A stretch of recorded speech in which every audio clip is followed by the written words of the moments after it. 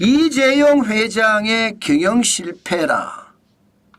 삼성전자도 망한다. 여러분, 그 말이 사실일까요? 저는 사실이 될 가능성이 굉장히 많다고 생각합니다. 일단 이 지표를 먼저 한번 보시죠. 파운드리입니다. 파운드리.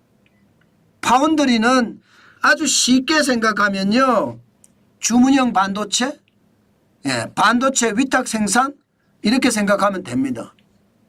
그런데 이 파운드리의 시장 점유율을 한번 보십시오. TSMC는요 2024년 1분기에 62%였습니다. 그런데 지금은요 67.1%예요. 와, 장난 아니죠. 2024년 4분기가 67.1%가 됐으니까요. 반면에 삼성전자는요 13%거든요.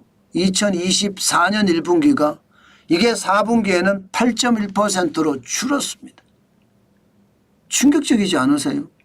삼성전자가 쪼그라들고 있다는 사실 여러분들도 놀라시죠? 게다가 말입니다. 새로운 강자들이 계속 나타나요. 지금 시믹이라고 중국 업체입니다. 5.5% 점유율로 따라 붙고 있습니다. UMC라는 대만 업체입니다. 4.7%로 따라 붙고 있고요. 글로벌 파운드리스라는 미국 업체입니다. 4.6%로 따라 붙고 있습니다. 중국의 하홍그룹입니다. 2.6%. 뭔가 굉장히 빠른 속도로 따라오죠.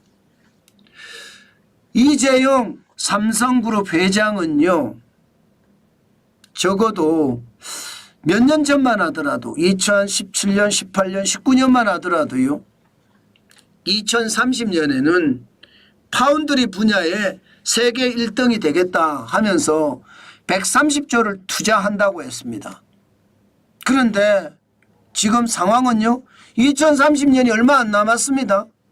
그런데 매출액은 오히려 줄어들고 있습니다. 꼬꾸라지고 있는 거죠. 심각하죠. 전체 큰 흐름을 한번 볼까요? 그러면 더 심각하다고 느낍니다. TSMC는 고공행진을 계속하고 있습니다. 2023년 1분기가 59%의 세계 시장 점유율을 가지고 있었다면 지금은 67.1%예요.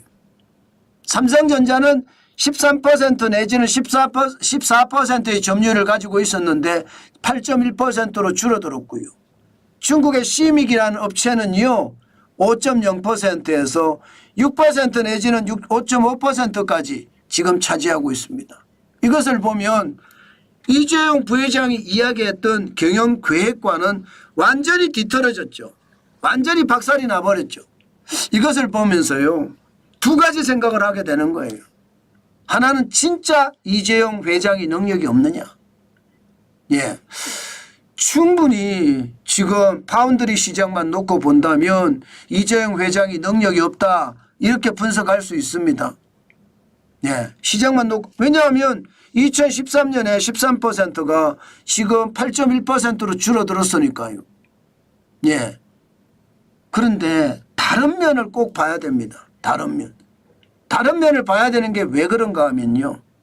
문재인 정부에서 이재용 부회장을 계속 급박을 했어요. 처음에는 국정농단 사건의 재판을 받으면서 급박을 당했고요. 다음에는요. 삼성물산을 합병하는 과정에 문제가 있었다면서 급박을 당했습니다. 심지어 국정농단 때문에 구속이 되기도 하고요. 또 그 이후에 삼성 합병과 관련해서도 구속이 되기도 했습니다.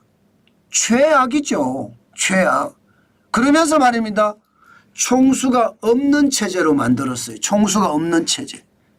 총수가 없으면 그룹은 어떻게 돌아갈까요? 의사결정을 못합니다. 의사결정을 못하면 투자가 지연돼요. 투자가 지연되면 점점 기술 개발에 뒤처질 수밖에 없거든요. 그게 지금 삼성을 만드는 것은 아닌가 이렇게 생각을 해볼 수 있다는 뜻입니다. 그만큼 이재용 회장의 능력이 부족했다 이렇게 분석하시는 분들도 있고요. 아니야. 문재인 정부가 하도 조져서 예, 기술 개발할 시간이 없어서 그렇게 된 거야. 이렇게 생각하는 사람들도 있습니다. 아마 저는 두 개 다라고 생각해요. 뭐라고 하더라도 기업을 먹여 살리는 것은 기업 총수고 총수가 예, 오너 리스크라고 하죠. 리스크에 갇힌다고 하더라도 어떻게 하든 살릴 수 있는 방법을 연구했어야 된다. 그게 도전 정신이다. 저는 그렇게 생각을 하면 진짜 예, 처참하다. 저는 그렇게 생각을 합니다. 문제는 여러분, 문제는 이게 앞으로도 계속 될 거냐 하는 문제입니다.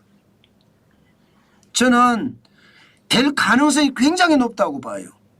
왜냐하면요, 지금 삼성전자가 저렇게 된 데는 이재용 회장에 대한 예, 압박이나 급박, 뭐 노조를 만들어라 등등등 그런 급박도 있었지만 더 놀라운 것은요, 제도가 하나도 변하지 않았습니다. 최저임금도 안 변했고요. 주 52시간제도 안 변했고요. 중대재해기업처벌법도 안 변했습니다.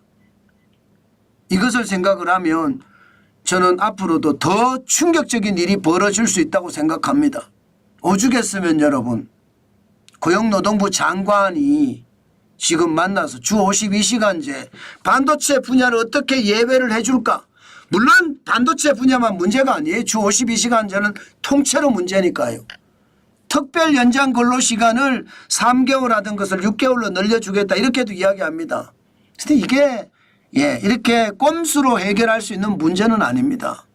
그렇게 따지면 경제가 진짜 어렵습니다. 그만큼 말입니다.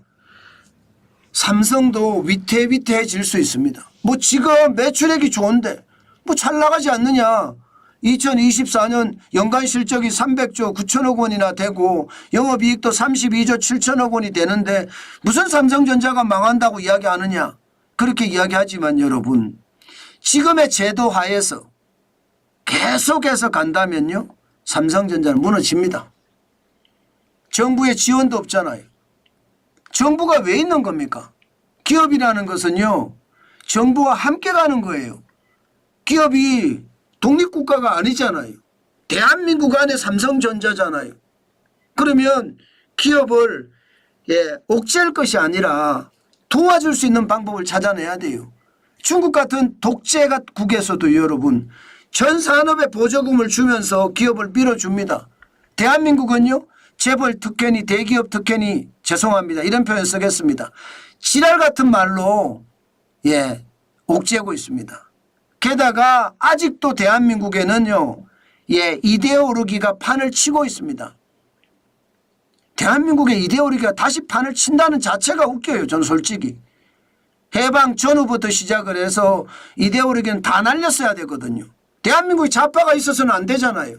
공산당이 있어서는 안 되잖아요. 그런데 공산당이 천지니까. 그러니 정부가 지원하고 싶어도 못해요. 그들이 막고 있어요. 좌파들이. 막아서 아예 지원을 못하니까 기업들은 어떻게 됩니까? 고꾸라질 수밖에요. 삼성전자 보세요. 산업별로 점유율 변화를 보면 여러분 진짜 놀라운 것은 플러스가 없어요. 플러스가. TV도 말입니다. 2022년에 29.7%에서 28.3%로 쪼그라들었죠. 스마트폰도 21.7%, 18.6%로 쪼그라들었습니다. D램도 43.1%에서 41.3%로 쪼그라들었어요. 스마트폰 패널도요, 56.7%에서 41.3%로 쪼그라들었고요. 디지털 칵핏이라고 하는 전장이죠. 전장.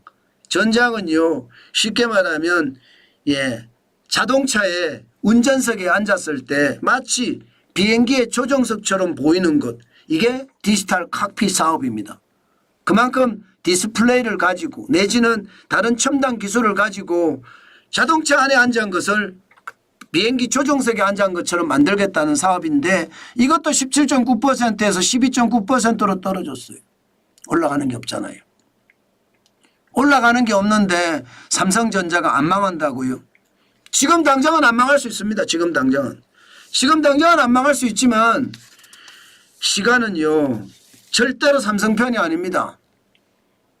지금 정부가 민관이 함께 할 수 있는 일들이 너무 많은데 정부는 계속 저기에 옥죄고 있어요. 이런 상태에서 삼성이 살아남을 수 있을까? 못 살아납니다. 저는 그렇게 단정적으로 말할 수 있다고 생각합니다. 그만큼 대한민국에서 기업하기란 굉장히 힘들고요. 이러다가 우리 기업들 다 망하는 것 아닌가 저는 그런 생각도 해봅니다. 그렇지만 정완진은요 삼성전자를 믿을 겁니다. 계속 믿고 저는 삼성전자 주식을 팔 생각이 없습니다. 오히려 앞으로 돈이 더 생긴다면 저는 삼성전자 주식을 더 사겠습니다. 어쨌든 삼성전자가 대한민국의 대표 기업인데 그 대표 기업이 지금 이대로 무너질 수는 없다. 삼성전자가 무너지면 대한민국 경제도 무너진다. 저는 그렇게 생각하니까요. 그만큼 여러분 지금 우리 정신 바짝 못 차리잖아요. 그냥 아작납니다. 제가 그 말씀을 참 많은 사람들에게 드리고 있는데 그게 현실이 될 날도 그렇게 멀지 않겠다. 저는 그렇게 생각합니다.